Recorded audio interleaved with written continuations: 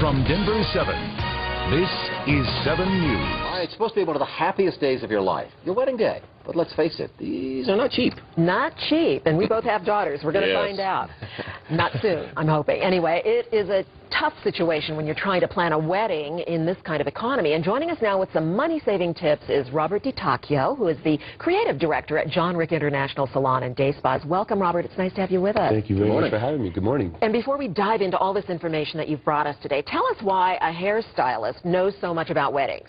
You know, we're just involved when it comes to fashion and the newest trends in Colorado brides. So dealing with so many wedding parties, you sort of have to keep on top of where to get the dresses and where to get the bright makeup and the hair ornamentation. So keeping in tune with what's going on in the fashion world. And how can you get the most for your money, since budgets are kind of tight these days? There's many techniques which we're going to go through in the interview, from hair to cakes to coordination. There's definitely ways to put some pennies back in your pocket. Because we've even heard that some people are turning bridesmaid dresses into wedding dresses? Definitely. Is that right? It's a big thing with the dresses right now. People taking a simple dress, but at the same time accessorizing with a veil or a shawl or hair ornamentation and shoes and converting into bridal wear. Wow. That sounds like a great way to, you know, recycle, get another use out of a dress that you've loved. Oh, definitely, definitely. Also, people that have purchased, say, a designer dress, they'll go in and resell it after and put some money back in their pocket. And of course, for the ladies, getting their hair done that day, that's a big deal. How can you save money there? You know, being the director at Jon'Ric International, it's hair, makeup, and skin, and nails is a very important thing. But there are techniques that we do with hair, for instance. You know, people coming in with their hair pre-washed and dried, so all we have to do is pretty much set it, put our lotions in, put the hair up, add ornamentation. It saves them time and money, you know, and it's a great technique. I thought the salons would be annoyed by that.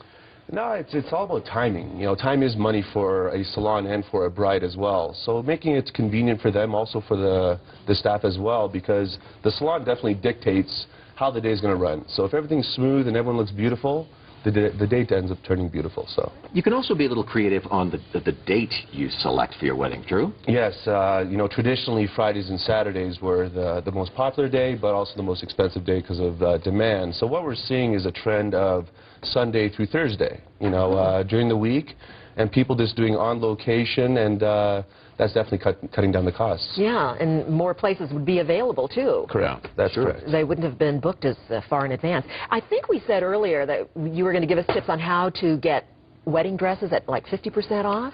You know, exactly. By purchasing directly off the rack in comparison to a custom designer dress, you know, you're saving upwards close to 60% on a dress that way. Wow. You know, so that's a big thing. Sure. And compared to having something custom altered to your body. If I could follow up, what are you seeing when brides come to you?